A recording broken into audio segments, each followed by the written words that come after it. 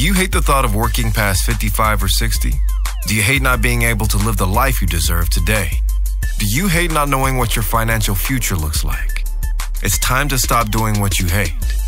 Here's your host, Mr. Harold Green. Aloha, everybody. This is Harold Green with Brighttree Financial, and it is time to stop doing what you hate. I hope you guys are having a fantastic day today. I am extremely excited to be bringing you today's show with a special guest. And this show is going to be part of our college series. And you guys know, if you've been listening to me for any amount of time, we do a show on preparing for college and helping parents figure out the high cost of college and how to beat the high cost of college and how to help their kids get the most free money for college and the least amount of loans. And so there is a system for that. And so if you're going to be successful at anything, you must have a system. And so I want to talk to you guys about one of our secret weapons that not too many people know about. And we've used his company for my kids. I sent my kids to a couple of different tutors before I found this tutoring firm. And he worked with my son. I think he only had like maybe a month or two to help him get ready for the math SAT and some of the other SATs. And my son ended up getting a perfect score, I think, in math for the SAT, because MIT needed you to have a perfect math score to get into MIT. And we also sent my daughter, he helped her do very well in her SAT as well. And so without further ado, I'm going to introduce you guys to Mr. Yang Lee. Mr. Lee, welcome to the show. Hi, thank you for having me. Hi, how are you? Good, very good. Yeah. So Mr. Yang is with Certified Tutoring. And so you can find his website at certifiedtutoringhawaii.com. And just to give you guys an idea, he's worked with kids to help them get into Harvard, University of Pennsylvania, Princeton, MIT, Stanford, Columbia, Dartmouth, Brown, Cornell, Johns Hopkins, Northwest University, Emory, UC Berkeley, UCLA, Santa Barbara, San Diego, UC Irvine, USC, Carnegie Mellon, just to name a few. I mean, Mr. Yang has helped kids get into some of the best schools in the country. And so they have over 30 years of experience helping the kids with tutoring and getting into these prestigious schools. And so I wanted to have Mr. Yang on today to talk about how tutoring has changed in the face of coronavirus. So Mr. Yang, again, welcome to the show. And I just want to start off by asking you this one simple question. How did you become a tutor? Okay. So for me, my personal experience is I was like, I got my master's in physics and my bachelor in physics. Okay. And then, so that's why I have very strong background with math and the physics.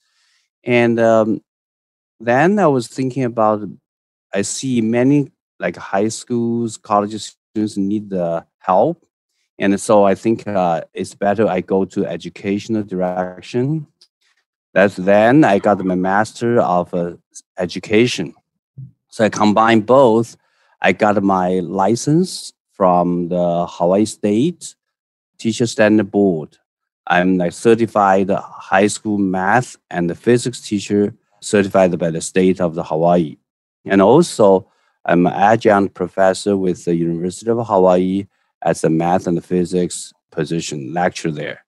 And when I'm doing those, I noticed that because we're doing like a regular class setting, normally the class about like maybe 20 students at least.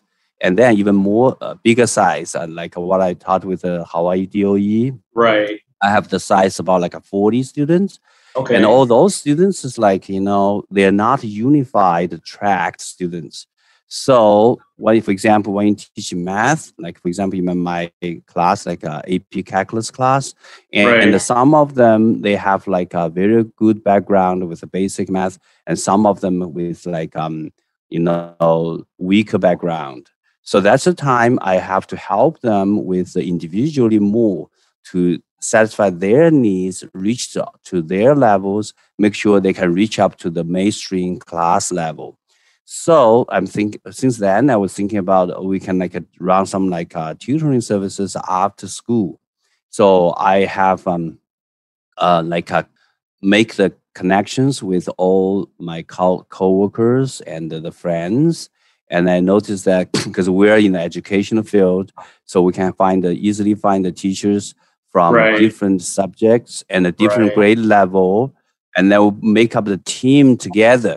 With this kind of Okay. team, and we can help all the students, not just me, because of course I can help my students with like a math and physics, but Right. that's only two subjects, right? So we have the other teachers. They are like maybe English teachers, social studies teachers, science and chemistry, biology, all those teachers. And then they are interested to build up the team together here. And then we help them after school weekends. We'll open 7 days a week. And then 7 days a week. Basically, yeah. education is like money; it never sleeps. Education never sleeps. Yeah, because actually, is this we are very focused on this service. So we provide the good service for the students with the professionals, and then they Right. are the teachers, yeah, and they are teaching the subjects in school. So that's the one we're doing right now for many years already. Yeah. Yeah. That's fantastic, Mr. Lee. You know, the primary reason why we took our son to Mr. Lee, because we diagnosed a flaw in my son's learning. And there is a big difference between what he was scoring on the SATs and his GPA. And I think, Yang, you said, why are you getting a 4.2 GPA, but your SAT score is so low, right? We need to figure something out. You can't be getting straight A's in high school and your SAT scores be low. So what we found out was the education system was set up to reward kids for doing things like extra credit. You get extra points for certain things that have nothing to do with the foundation of that particular subject. So Mr. Yang began to work with our son, Alex, and he got his SAT score really high just to go along matching the grades, because here in Hawaii, the way things are graded, it's graded on a different scale than I would say schools in, say, Texas or California or whatever it might be. So in the mainland, which is what we call the regular 48 United States, the education system is a lot better in regards to, and it's more competitive. So in order to get our kids in Hawaii just as competitive, we need specialists in this field that operate at a very high level, and Mr. Yang operates at a very high level in these subjects. So one of the biggest questions I have for you, Mr. Lee, is this: what is one of the biggest problems you found with kids in regards to their fundamentals in the different subjects when they come in for tutoring and you see they're weak? Well, like what is the biggest issue that you find with these kids? I just feel like the kids I have many kids and from different schools, and from more than 30 years of experience, I just feel like some students like their foundation part, the basic foundation part is kind of needs to be improved, because that's a step-by-step class. And if you're not good at the elementary level, and it's hard, it give you a hard time for the middle school level. Okay. And if you got the middle school level of the high school level, so generally I noticed that students get stuck. Normally, like I got many parents call me say, "Hey, my kids was good in school, like in the elementary, but when they go to middle school, and especially for the 7th grade and 8th grade, and especially go to high school, 9th grade, they were stuck somewhere." I got many reports from the parents about this situation. I think this is it is understandable this happens because generally in the elementary math curriculum, linear way to treat the students. And then along the way, maybe every day when the students study math, they have some of the contents missing or not that solid, secure. And when it's going up, and when you go to middle school time, you need to use all those for the current math study, and even go to like 8th grade and 9th grade. So that's the time in terms of the mathematics to apply to the current math level. So that's why they feel like frustrated. And the things is that when the students are frustrated, they normally, of course, they can go to school teachers to get some help. But since that consider about the big size of the school class, and one teacher feel like a very exhausted to help each individual one to satisfy them. So that's why we think about we can provide the tutoring services. We can help the students after school and weekends, holidays, and then let them build up the foundation. As long as the students' foundation build it up, and they will feel much better go with the class pace and cover the high level of the math. So that's what I'm thinking about. And similar idea with the English, science, and the physics, all those subjects. Got it. So what you're finding is somewhere kids get stuck, and then they get stuck and they don't get help with getting stuck, and they need to be able to get themselves unstuck so that they can learn and master the subject at a much higher level. Now, in regards to the type of students that you work with, do you find yourself working with more private school kids or more public school kids? What's the mixture that you see? They're all both private and public, because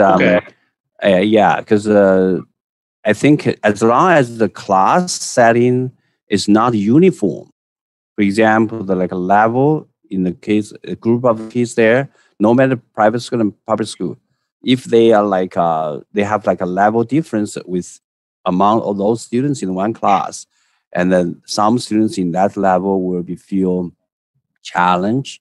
And also the other thing is that even the students on the top of the class level, and they are not satisfied with the class moving rate, because they feel like I already understand those things. I also see the other end of the kids there. The parents and students told me that, because when we sit in the class, everything the teacher taught, I already know. And I feel like, wasting the time and lost them, challenge, because the kids need to be challenged to develop their brain. And if not get challenged enough, and they feel they couldn't develop that much. So that's why some of the students come here for the tutoring. They have nothing wrong with the class materials. They just want to go in advance. So that's the other kind of students we have. So you have kids on both ends of the spectrum. And so talk to me a little bit about, there's online tutoring with just say companies that sell SAT prep where you go in and work through all the numbers. Talk to me about the biggest difference between having a live person do the tutoring with you versus just having to do it in a computer software program. Okay, this is a very good question, especially during this time because of the COVID. So most of the schools, they have, even our tutoring services, we move to online, go to virtual tutoring. And personally, I think if the students motivated and focus, I couldn't see any difference between the face-to-face and online class or teaching. That's my personal opinion. Wow. The reason I'm saying that is I detailedly analyze the process of the class teaching and tutoring. You see, basically, if you imagine you face-to-face with the students or online, right? Right. So generally, the teacher can write something, the students can see. Teacher say something, students can get the audio and information. And also from students and feedback or discuss, students also can write the same thing on the screen, like use the Zoom share function. So you can write whatever you want, and teacher can write whatever. Both sides can see clearly. And also they can see the image each other.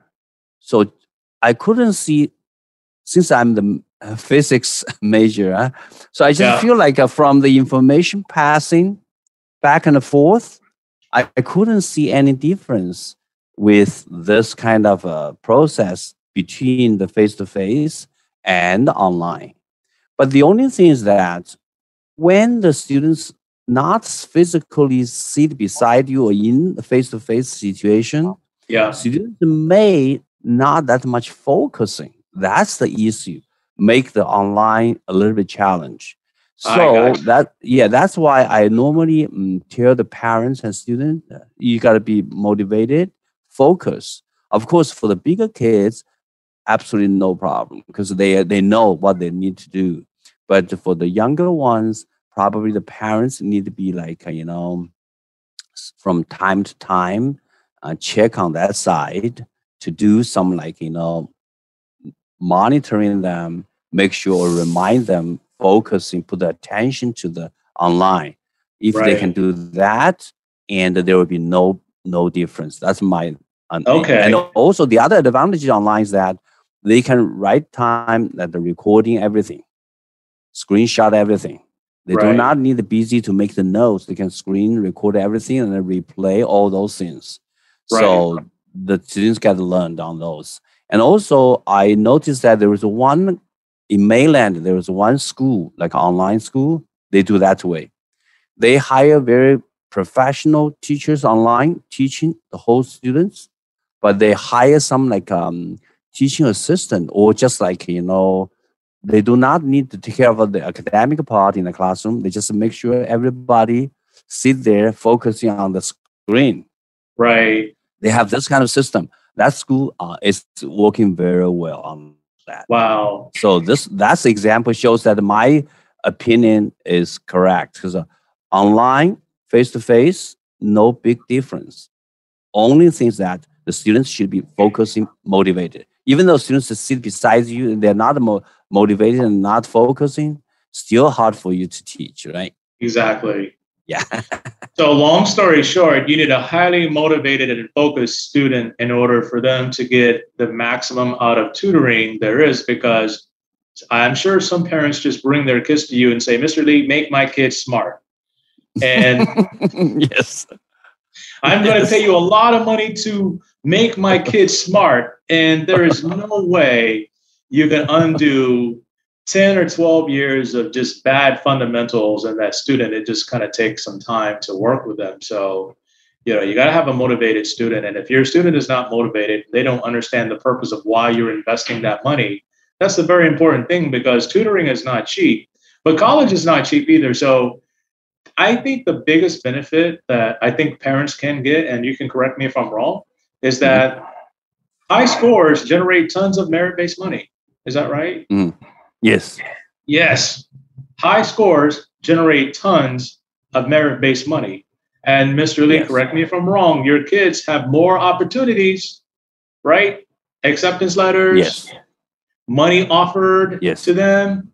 Yes. That's why sometimes, that's sometimes I was talking with the parents, say, hey, tutoring, or you focus on more with your education and make your students' GPA higher, and also make your SAT standardized test score higher.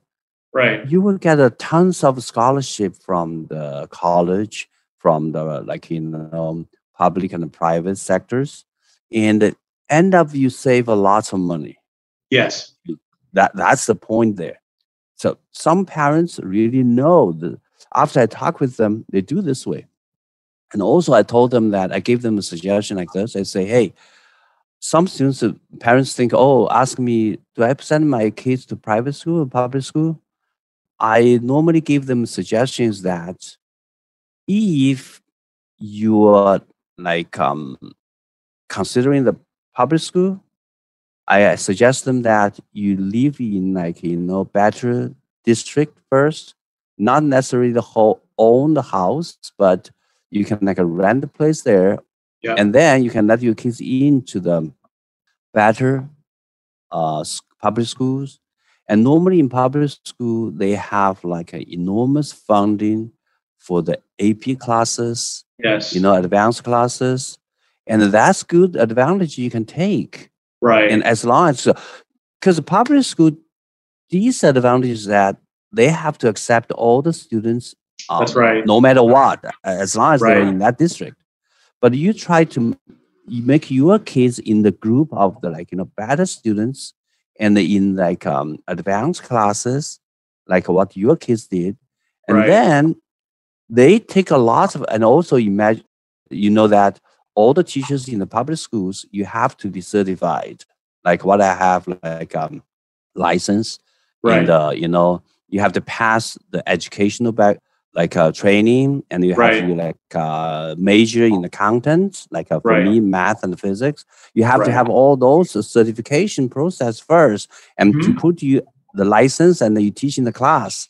So this is the advantage of the public schools. So if you go that place and then you do take advantage of those, that's very good. I'm teaching with AP calculus, AP statistics, AP physics. All my students enjoy my knowledge, and then they got better.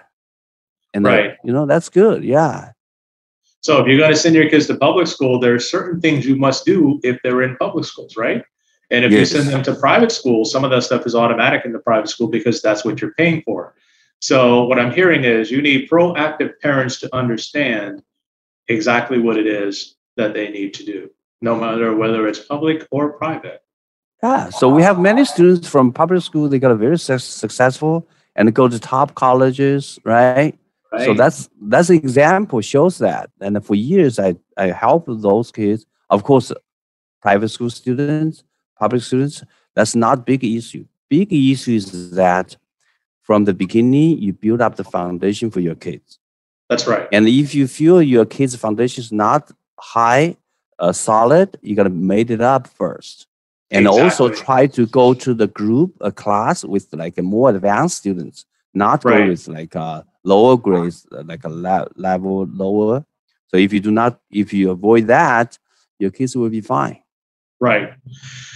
So there you have it, everybody. This is our secret weapon. This is how my son got into MIT, along with years of what mom and dad did. And I think we kind of talked about that. And also our daughter, Mr. Yang, I didn't tell you, she got offered a lot of money to go to USC, but she turned it down. Oh, yeah, you see? She turned down USC. I know. Decided to go to Syracuse University instead. So USC offered her a half scholarship for the tuition. So she got half at USC. Yeah. So USC would have been cheaper than going to Syracuse, but she wanted to go to New York. She wanted to be around New York instead of California. So but thank you. My son went to the Columbia University. Oh, Columbia. And they give them lots of scholarship. Okay. Yeah, Columbia University in New York City. Yeah. Yep. And they gave the scholarship. At the end, they saved them we saved a lot of money for college education. Yeah. Yeah. That's very important. So, Mr. Yang, I want to thank you very much for spending some time with me today. And everybody, if you want to get in contact with Mr. Lee, you can find him at Certified Tutoring Hawaii. That's Certified Tutoring Hawaii.